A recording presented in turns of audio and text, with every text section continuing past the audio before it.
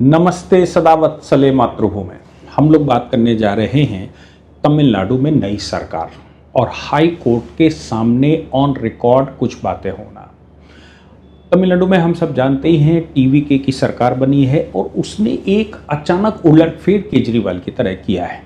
मैं लगातार कहता आया हूं कि तमिलनाडु के विषय में ये मेरी जिम्मेदारी है कि हम उन पर वॉच रखें, क्योंकि एकदम ये जो परिवर्तन हुआ ये परिवर्तन अचानक और इतने सिस्टमेटिक तरीके से ये तभी हो सकता है जब या तो बहुत बड़ी टीम कभी पीछे से हो या फिर कैडर बेस्ड हो। तो कांग्रेस और बीजेपी, मैं मानता हूं डीएमके, एआईडीएमके, ये वहां कैडर बेस्ड पार्टी, लेकिन टीवीके एकदम इतना बड़ा उलटफेर करेगी, कर भी सकती है, परमात्मा की कृपा हो तो कर सकती है, लेकिन फिर भी विचार करने की बात तो है।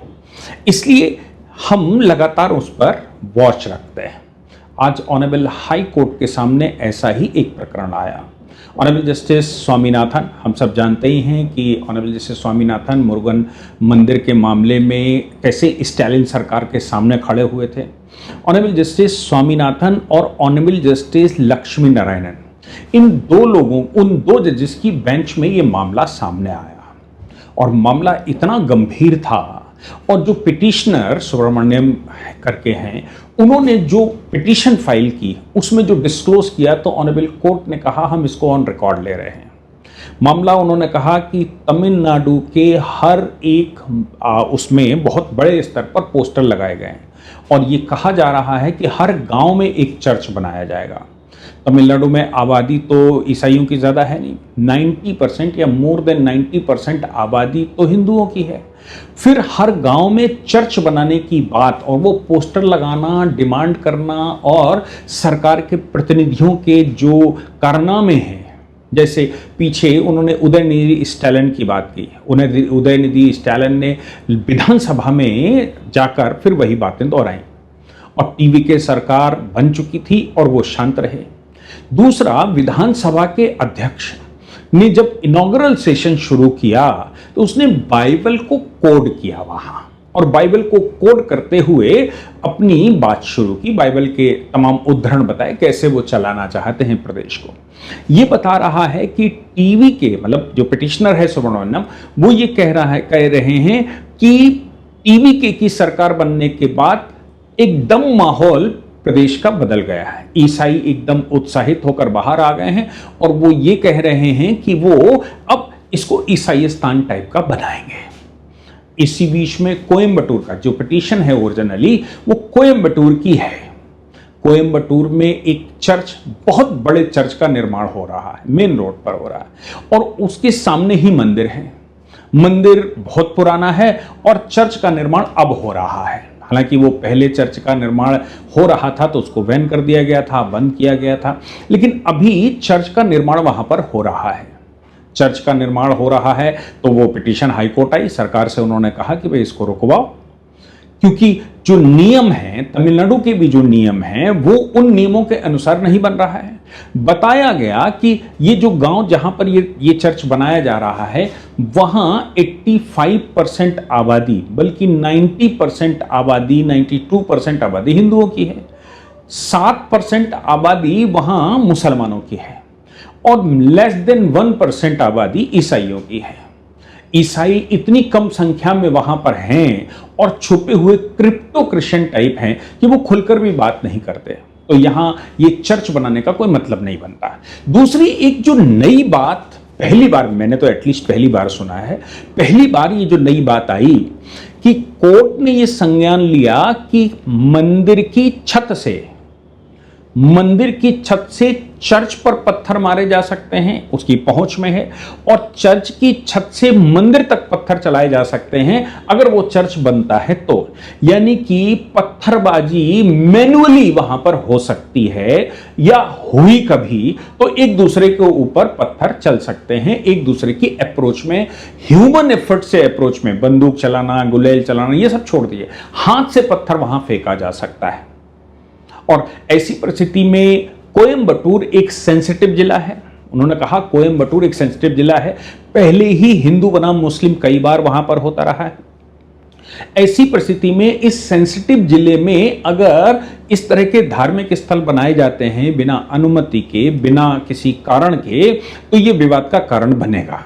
हालांकि ऑनरेबल सुप्रीम कोर्ट 2009 में ही इस बात को कह चुका है। ऑनरेबल सुप्रीम कोर्ट की एक बड़ी रूलिंग 2009 की है, जिसमें ऑनरेबल सुप्रीम कोर्ट ने कहा था कि देश भर में कहीं भी धार्मिक स्थल, कहीं भी नया धार्मिक स्थल नहीं बनाया जा सकता बिना सरकार की अनुमति के। अगर सरकार से परमिशन नहीं ली गई है तो कोई भी नया धार्मिक स्थल क्रिएट या बनाया नहीं जा सकता। दूसरी बात उन्होंने कहा कि जिन स्थानों पर जो सेंसिटिव जिले हैं वहां बिल्कुल भी नहीं बनाया जा सकता। जो सांप्रदायिक प्रभावित जिले हैं, स्थान है, वहां बिल्कुल भी नहीं छुआ जा सकता।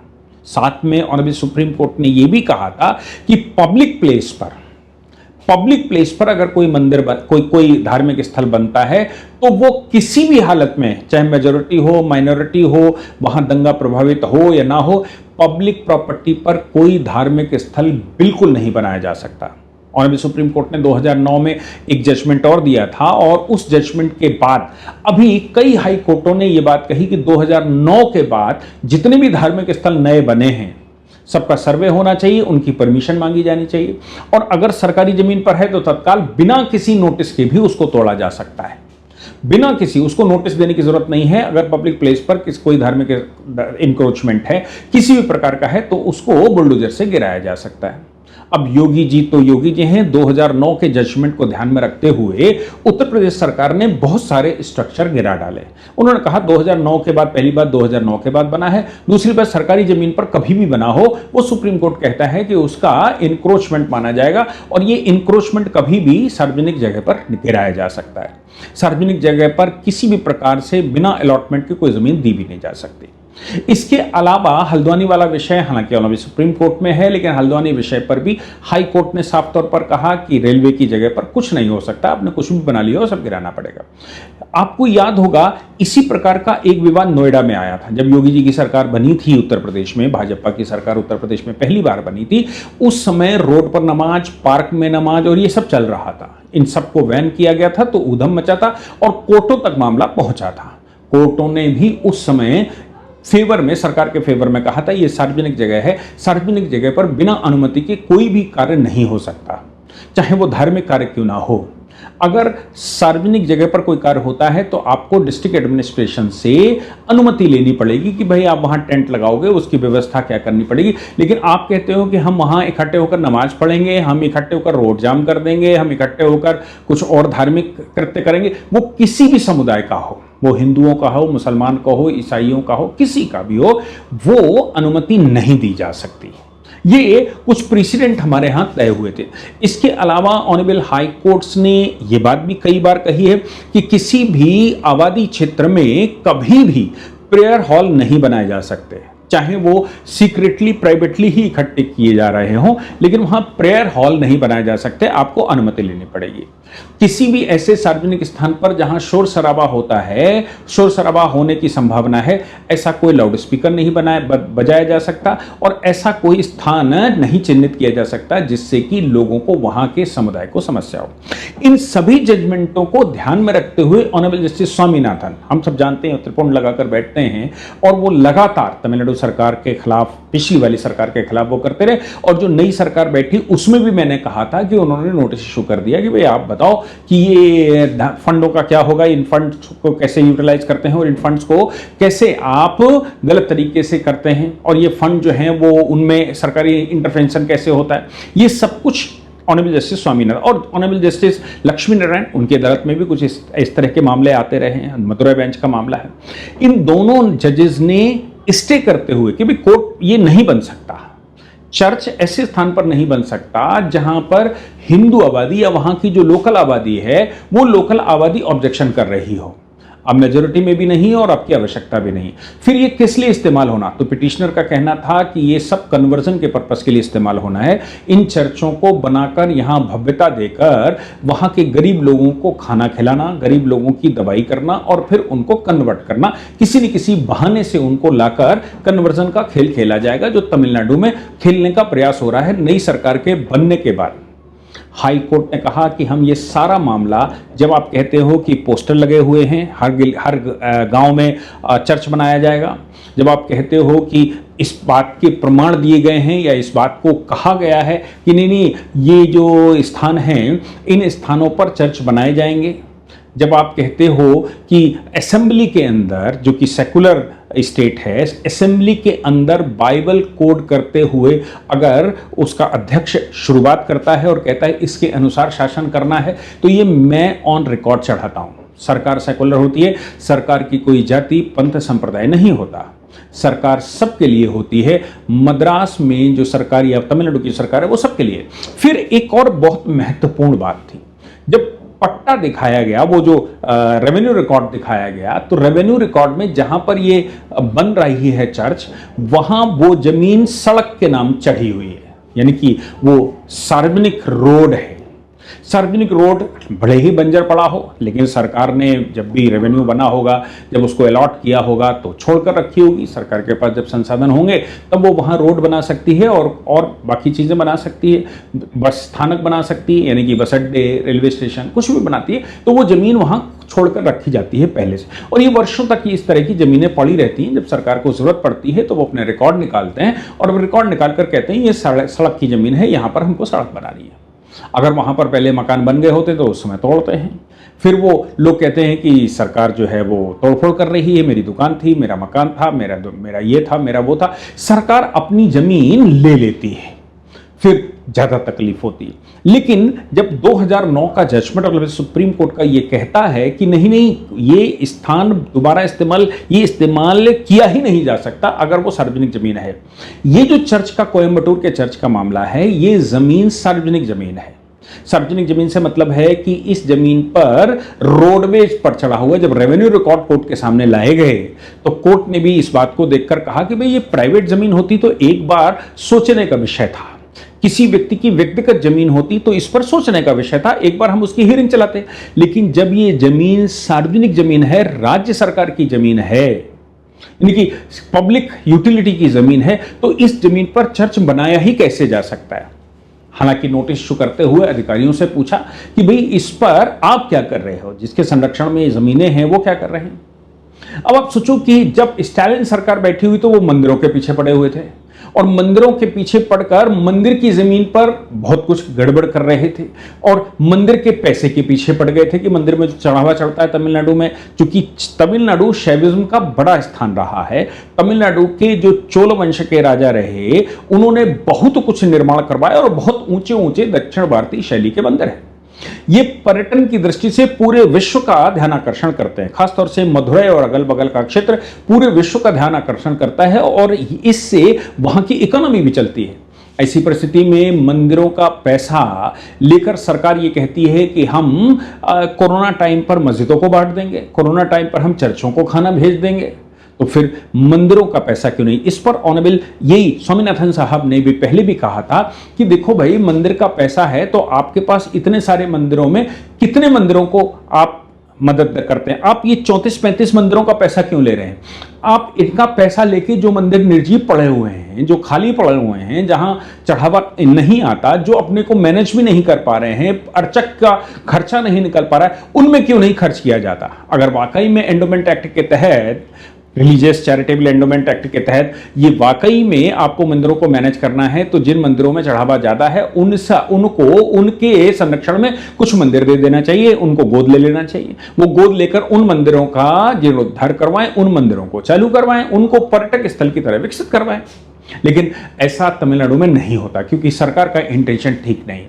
आज टीवीके की सरकार को, यानी कि जोसेफ विजय की सरकार को ऑनरेबल हाई कोर्ट ने कहा कि इसमें इंटेंशन ठीक नहीं लगता, यानी कि ये जो चर्च बन रहा है इसमें सरकारी कर्मचारी नहीं रोक रहे हैं। इस चर्च के विषय में सरकारी कर्मचारी अपनी जमीन को छोड़ फ्री होल्ड रखे हुए हैं और सरकार इसमें कोई स्टेप नहीं ले रही है। इसका मतलब है कि इंटेंशन ठीक नहीं है। सांप्रदायिक सौहार्द तो बिगड़ ही रहा है, सार्वजनिक संपत्ति पर निर्माण हो रहा है। दूसरा, वहां स्टोन पेल्टिंग के दायरे में आता है, मंदिर की छत से, या चर्च बनेगा चर्च की छत से मंदिर दायरे में आता है, इसलिए कुछ भी गड़बड़ियां होने की संभावना रहती। दूसरा, कोयंबटूर पहले से बहुत ज्यादा सेंसिटिव जोन रहा है, इसलिए यहां पर किसी भी प्रकार का निर्माण नहीं कराया जा सकता। चूंकि ये सार्वजनिक जगह है इसलिए तो बिल्कुल नहीं किया जा सकता। प्राइवेट जगह होती तो एक बार हम सुनवाई करके इसको जानने की कोशिश करते कि वाकई में कितनी आबादी है, जो पिटिशनर कह रहे हैं उसमें कितनी सच्चाई है, उसको हम चलाते भी। लेकिन ये सार्वजनिक जगह है, रोड की जगह है, सड़क है, सरकार की जगह है, इस जमीन पर तो चर्च छोड़ दीजिए, कोई भी धार्मिक स्ट्रक्चर नहीं बनाया जा सकता। हम ऐसा आदेश करते हैं। कोर्ट ने माथा पकड़ा जब उन्होंने कहा कि हम रिकॉर्ड पर चढ़ा रहे हैं, क्या पूरे तमिलनाडु के अंदर हर गांव में चर्च बनाया जाएगा? और क्यों बनाया जाएगा? तमिलनाडु में ईसाइयों की आबादी बहुत छोटी सी है, ईसाइयों से ज़्यादा तो मुसलमान हैं। मुसलमान 7% के लगभग है और ईसाई 1% के लगभग है। वो अलग बात है कि ईसाई 1% है, इसलिए वहां के लोग अभी ईसाइयत से उनको खतरा महसूस नहीं हो रहा है, तो उनको वोट भी करते हैं। लेकिन ईसाइयत को बढ़ावा दे सरकार, और सरकार चर्चों पर काम करे, सरकार वहां कॉन्वेंट खोलने पर काम करे, और सरकार काम ना करे तो सरकार फ्री होल्ड कर दे और कहे कि हम इस पे स्टेप नहीं लेंगे। हर बात अगर हाई कोर्ट के पास आएगी तो मैं समझता हूं ये हमारे देश के लिए बहुत गंभीर विषय है।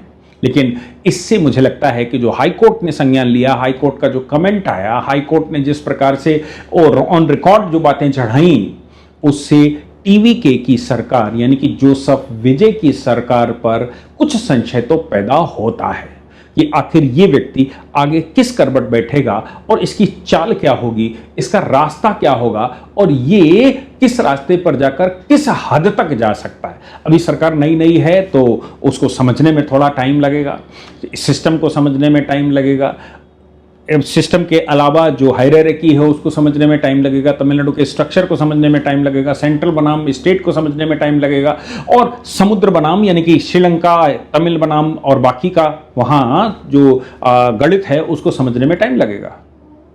लेकिन ये उनके होते हुए पोस्टर लगना, विधानसभा के अंदर इस तरह के स्टेटमेंट आना, विधानसभा के अंदर शुरुआत जोसेफ विजय को खुश करने के लिए, खासतौर से मैं तो मानता हूं जोसेफ विजय को खुश करने के लिए ही विधानसभा का स्पीकर बाइबल कोट कर रहा होगा, या फिर जोसेफ विजय ने बाइबल दिखाई होगी और कहा होगा ये कोट करके शुरुआत करनी है विधानसभा की। तो ये बहुत गंभीर विषय हैं। इन विषयों पर हाई कोर्ट में मैं सुब्रमण्यम साहब का मैं स्वागत करता हूं, बाला सुब्रमण्यम का, कि वो इन विषयों पर रिसर्च करके कई बार हाई कोर्ट जा चुके हैं, और इस बार भी वो हाई कोर्ट में जाकर ये रिसर्च पूरी उन्होंने जमा करी, इसके डेटा निकाले और अपने एफर्ट से ऐसा काम करते हैं। उनको सैल्यूट करना चाहिए। वो सनातन को बचा रहे हैं, वो देश को बचा रहे हैं, वो संविधान को बचा रहे हैं, और वो रास्ते जो बदलने की कोशिश कर रहे हैं उनको रास्ता सही दिखाने की कोशिश में हैं। इसलिए उनको नमस्कार करना चाहिए। जय हिंद, जय भारत, वंदे मातरम।